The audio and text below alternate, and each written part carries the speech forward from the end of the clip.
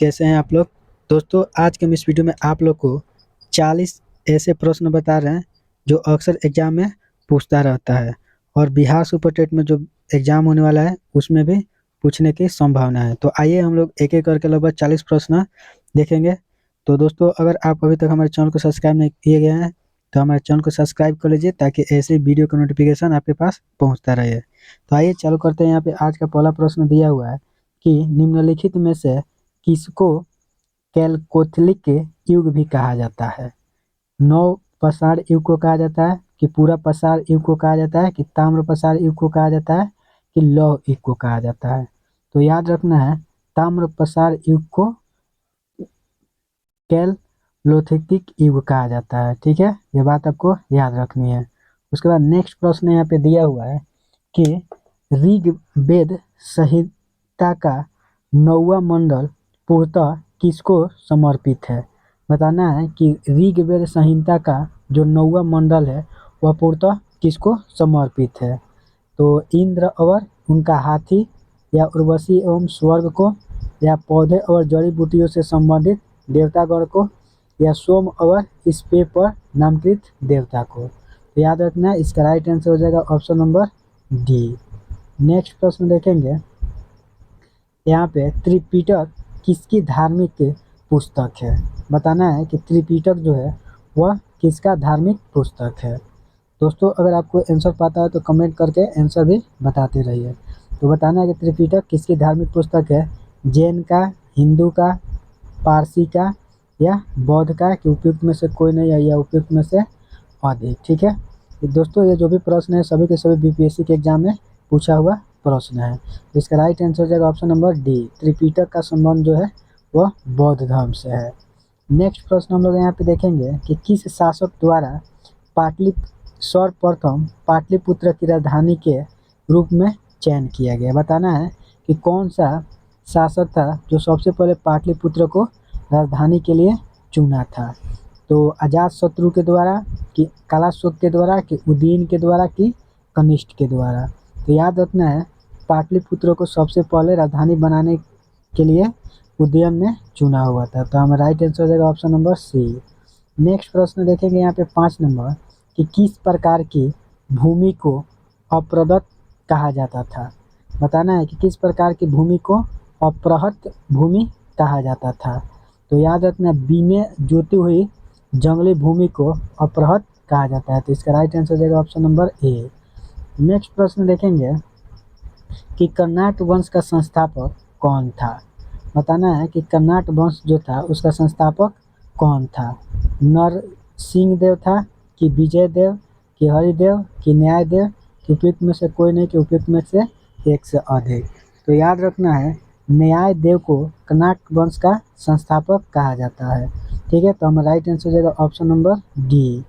उसके बाद नेक्स्ट प्रश्न हम लोग यहाँ पे देखेंगे कि गौतम बुद्ध को एक देवता का स्थान किस राजा के युग में प्राप्त हुआ। बताना है कि गौतम बुद्ध को एक देवता के रूप में किस राजा के युग में देखा गया था। तो अशोक के, कनिष्ठ के, कि चंद्रगुप्त विक्रम द्वितीय के, कि हर्ष के। तो याद रखना है, कनिष्ठ के समय में गौतम बुद्ध को एक देवता का स्थान मिला था। नेक्स्ट देखेंगे यहाँ पे प्रश्न कि 16 महाजन पदों की सूची उपलब्ध है। बताना है कि 16 महाजन पदों की सूची जो है वह किस में उपलब्ध है। महाभारत में है, कि अंगुत्तर निकाय में है, कि संदोय उपनिषद में है, कि संयुक्त निकाय में है। तो याद रखना है, अंगुत्तर निकाय में 16 महाजन पदों की सूची उपलब्ध है। तो हमारा राइट आंसर हो जाएगा ऑप्शन नंबर बी। नेक्स्ट प्रश्न देखेंगे यहाँ पे कि प्रथम मगध साम्राज्य का उत्कर्षण किस शताब्दी में हुआ था। बताना है कि प्रथम मगध साम्राज्य का उत्कर्षण किस शताब्दी में हुआ था। तो याद रखना है, 6वीं शताब्दी में हुआ था। नेक्स्ट प्रश्न देखेंगे यहाँ पे कि अशोक के धम्म का मूल संदेश क्या है। बताना है कि अशोक के धम्म जो था उसका मूल संदेश क्या था। राजा के प्रति वफादारी, की शांति और अहिंसा, की बड़ों का सम्मान, की धार्मिक सहनशीलता, की उपयुक्त में से कोई नहीं या उपयुक्त में से एक से अधिक। तो याद रखना, हमारा राइट आंसर हो जाएगा ऑप्शन नंबर ई। नेक्स्ट प्रश्न यहाँ पे देखेंगे कि कौटिल्य की पुस्तक अर्थशास्त्र किस विषय पर आधारित है। बताना है कि कैटिलिया के द्वारा लिखा हुआ पुस्तक अर्थशास्त्र जो है वह किस पर आधारित है। बताना है आर्थिक संबंध पर, कि शासन काल के सिद्धांत और अभ्यास पर, कि विदेशी नीति पर, कि धन संचय में, कि उपयुक्त में से एक से अधिक या उपयुक्त में से कोई नहीं। तो हमारा राइट आंसर हो जाएगा उपयुक्त में से एक से अधिक। नेक्स्ट प्रश्न देखेंगे कि निम्नलिखित में से कौन सा बंदरगाह गुप्त काल में उत्तर व्यापार के लिए उपयोग किया जाता था। बताना है कि निम्नलिखित में से कौन सा बंदरगाह है जो गुप्त काल में उत्तर व्यापार के लिए क्या किया जाता था, इस्तेमाल किया जाता था। तो याद रखना ताम्रलिप्ति जो है उसका उपयोग किया जाता था। नेक्स्ट यहाँ पे हम लोग प्रश्न देखेंगे कि इनमें से कौन गुप्त काल में औषधि के क्षेत्र में अपने कार्य के लिए जाना जाता है। बताना है कि निम्नलिखित में से कौन है जिसको औषधि के क्षेत्र में अपने कार्य के लिए जाना जाता था। तो याद रखना है इस सभी को जाना जाता था। हमारा राइट आंसर हो जाएगा ऑप्शन नंबर ई। नेक्स्ट प्रश्न देखेंगे सूती कपड़ा के उत्पादन के लिए सबसे प्रसिद्ध नगर कौन था। बताना है कि सूती कपड़ा के उत्पादन के लिए सबसे प्रसिद्ध नगर जो था वह कौन था। मथुरा था, कि वाराणसी था, कि पाटलिपुत्र, की खांची। तो याद रखना सूती कपड़ा के उत्पादन के लिए सबसे प्रसिद्ध नगर जो था वह मथुरा था। नेक्स्ट प्रश्न देखेंगे यहाँ पे कि निम्नलिखित राजवंशों में किसका उल्लेख संगम साहित्य में नहीं हुआ है। बताना है कि निम्नलिखित में से किस राजवंश का उल्लेख जो है वह संगम साहित्य में नहीं हुआ है। तो याद रखना है कदम्ब के, कि चेर के, कि चोल के, पांड्य के। तो याद रखना कौंडम जो थे इन्हीं का उल्लेख नहीं है। नेक्स्ट देखेंगे यहाँ पे 17वां प्रश्न कि मुद्राक्ष का लेखक निम्न में से कौन है। बताना है कि मुद्राक्ष जो है उसका लेखक कौन है। अश्वघोष, की कालिदास, की विशाखादत्त, की भाष्य। तो याद रखना है मुद्राक्ष का लेखक जो था वह विशाखदत्त था। तो हमारा right answer option number C हो जाएगा। उसके बाद नेक्स्ट प्रश्न देखेंगे कि कुमार संभव महाकाव्य किस कवि ने लिखा। बताना है कि कुमार संभव महाकाव्य जो था वह किस कवि ने लिखा था। वारभट्ट ने, कि चंद्रबरदाई ने, कि कालिदास, की हरिश्चंद्र। तो याद रखना है कालिदास ने कुमार संभव महाकाव्य का रचना किए हुए थे। नेक्स्ट यहाँ पे हम लोग प्रश्न देखेंगे कि चोल काल किसके लिए प्रसिद्ध था। बताना है कि चोल काल जो था वह किसके लिए बहुत ही प्रसिद्ध था। ग्राम पंचायत के लिए, कि राष्ट्रकूट राजवंश के साथ युद्ध के लिए, कि श्रीलंका के साथ व्यापार के लिए, कि तमिल सांस्कृतिक उन्नति के लिए, कि उपयुक्त में से कोई नहीं, कि उपयुक्त में से एक से अधिक। तो याद रखना चोल काल जो था वह ग्राम पंचायत के लिए बहुत ही प्रसिद्ध था। तो हमारा राइट आंसर हो जाएगा ऑप्शन नंबर ए। नेक्स्ट प्रश्न यहाँ पे दिया हुआ है कि दक्षिण भारत में मंदिरों के आकर्षण द्वार क्या कहलाते थे। बताना है कि दक्षिण भारत के मंदिर जो है उसका आकर्षण द्वार जो है उसको क्या कहा जाता है। शिखर कहा जाता है, कि देवालय कहा जाता है, कि गोपुरम कहा जाता है, कि मंडप कहा जाता है। तो याद रखना दक्षिण भारत में मंदिरों के आकर्षण जो द्वार होता है उसको हम लोग गोपुरम के नाम से जानते हैं। नेक्स्ट यहाँ पे प्रश्न देखेंगे प्रसिद्ध 10 राजाओं का युद्ध किस नदी के तट पर लड़ा गया था। यह प्रश्न बहुत ही वीवीआई है। ठीक है दोस्तों, अगर वीडियो आपको अच्छा लगा तो हमारे चैनल को जरूर सब्सक्राइब कर लीजिए। ठीक है, ताकि ऐसा वीडियो का नोटिफिकेशन आपके पास सबसे पहले पहुँचे। तो बताना है कि प्रसिद्ध 10 राजाओं का जो युद्ध है वह किस नदी के तट पर लड़ा गया था। तो गंगा नदी, कावेरी नदी, ब्रह्मपुत्र नदी, की परुश्नी नदी। ठीक है, तो याद रखना है प्रसिद्ध 10 राजाओं का युद्ध जो था वह किस नदी पर लड़ा गया था। तो इसका राइट आंसर हो जाएगा ऑप्शन नंबर डी, परुश्नी नदी पे 10 राजाओं का युद्ध लड़ा गया था। उसके बाद नेक्स्ट प्रश्न देखेंगे कि हड़प्पा में मिट्टी के बर्तनों पर सामान्यतः किस रंग का उपयोग हुआ था। बताना है कि हड़प्पा में मिट्टी के जो बर्तन था उस पर किस रंग का यूज किया गया था। पांडु, की लाल, की नीला हरा, की नीला। तो याद रखना है लाल रंग का उपयोग किया गया था। उसके बाद यहाँ पे प्रश्न दिया हुआ है कि महात्मा बुद्ध का महापरिनिर्वाण कहाँ हुआ। बताना है कि महात्मा बुद्ध का महापरिनिर्वाण जो था वह कहाँ हुआ था। याद रखना बौद्ध धर्म में मृत्यु को हम लोग महापरिनिर्वाण के नाम से जानते हैं। तो बताना है कि महात्मा बुद्ध को मृत्यु कहाँ हुई थी। तो याद रखना है उत्तर प्रदेश के कुशीनगर में महात्मा बुद्ध को महापरिनिर्वाण की प्राप्ति हुई थी। ठीक है, तो हमारा राइट आंसर हो जाएगा ऑप्शन नंबर सी। उसके बाद हम लोग प्रश्न देखेंगे कि निम्नलिखित में से कौन सी बात बौद्ध धर्म तथा जैन धर्म में समान नहीं है। बताना है कि कौन सा बात है जो बौद्ध धर्म में और जैन धर्म में समान नहीं है। तो याद रखना, आत्मदमन जो है जैन धर्म में और बौद्ध धर्म में समान नहीं है।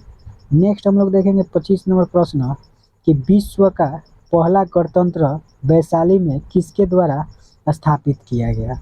बताना है कि विश्व का पहला गणतंत्र जो था उसको वैशाली में किसके द्वारा स्थापित किया गया था।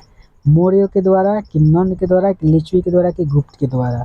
तो याद रखना, विश्व का पहला गणतंत्र वैशाली में लिच्छवी के द्वारा स्थापित किया गया था। उसके बाद हम लोग प्रश्न देखेंगे इंडिका का लेखक कौन था। यह भी प्रश्न बहुत ही ईजी है, इसको हम लोग ऊपर बात किए थे। बताना है कि इंडिका का लेखक कौन था। विष्णुगुप्त था कि डाइमेकस था कि मेगास्थनीज था कि फिलिनी था। ठीक है, तो याद रखना है इंडिका के लेखक जो था वह मेगास्थनीज था। ठीक है, नेक्स्ट प्रश्न हम लोग देखेंगे यहाँ पे कि किस अभिलेख में रुद्र दामन प्रथम की विभिन्न उपलब्धियां वर्णित है। बताना है कि किस अभिलेख में रुद्र दामन प्रथम की विभिन्न उपलब्धियां का वर्णन किया गया है। तो याद रखना, जूनागढ़ अभिलेख में वर्णन किया गया है। नेक्स्ट प्रश्न देखेंगे कि गुप्त सम्राट जिन्होंने हुणों को पराजित किए थे वह कौन थे। बताना है कि गुप्त सम्राट जिन्होंने हुणों को पराजित किया था वह कौन थे। चंद्रगुप्त द्वितीय थे कि स्कंदगुप्त थे कि रामगुप्त थे कि समुद्रगुप्त थे। तो याद रखना, स्कंदगुप्त जो थे वह हुणों को पराजित किए हुए थे। नेक्स्ट प्रश्न हम लोग देखेंगे कि कलह की पुस्तक का नाम क्या है।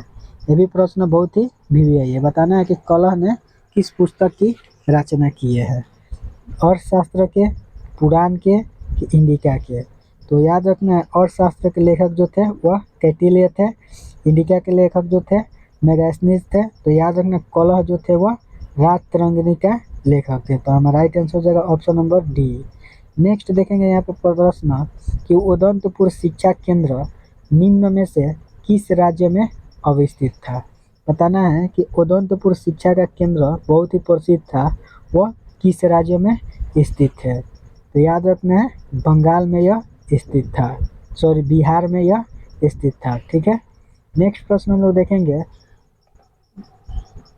यहाँ पे नेक्स्ट प्रश्न दिया हुआ है कि नालंदा विश्वविद्यालय की स्थापना का युग है।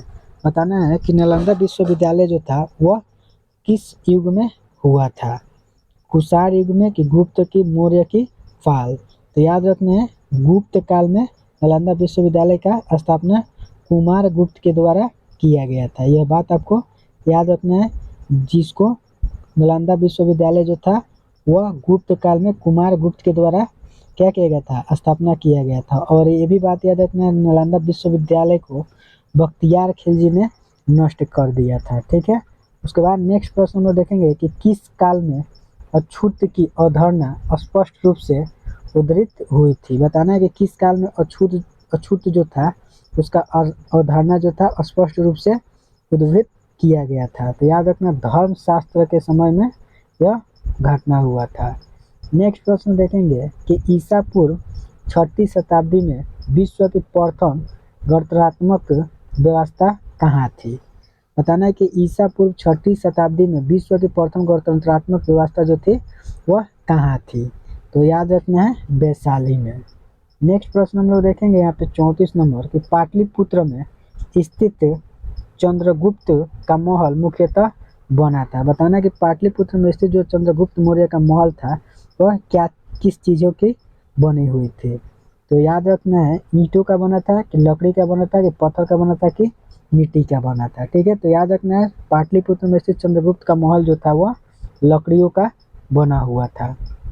उसके बाद नेक्स्ट प्रश्न हम लोग देखेंगे कि काला की गांधार शैली निम्न समय में फली फूली थी। बताना है कि काला की गांधार शैली जो था वह कब फला फूला था।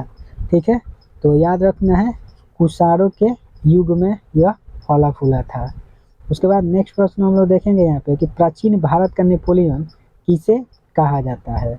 बताना है कि प्राचीन भारत का नेपोलियन जो था वह किसको कहा जाता था। तो याद रखना है, समुद्रगुप्त को प्राचीन भारत का नेपोलियन कहा जाता था। उसके बाद प्रश्न दिया हुआ है कि भागवत संप्रदाय के विकास में किसकी देन अत्यधिक थी। बताना है कि भागवत संप्रदाय जो था उसके विकास में किसका देन सबसे अत्यधिक था।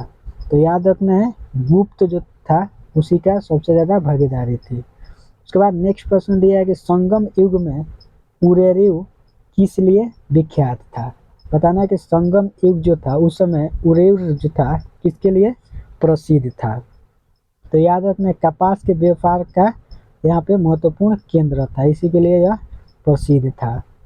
उसके बाद और आज का लास्ट प्रश्न हम लोग देखेंगे कि नगरों का क्रमिक पतन किस काल का एक महत्वपूर्ण विशेषता थी। बताना है कि नगर का क्रमिक पतन जो था वह किस काल का एक महत्वपूर्ण विशेषता था। तो याद रखना है गुप्त काल का यह एक बहुत ही महत्वपूर्ण विशेषता था। तो दोस्तों अगर ये वीडियो आपको अच्छा लगा है तो प्लीज़ हमारे बीके यूनिक क्लासेस को सब्सक्राइब कर लीजिए ताकि ऐसे ही वीडियो का नोटिफिकेशन आपके पास पहुंचता रहे। मिलते हैं दूसरे प्रश्न को लेकर।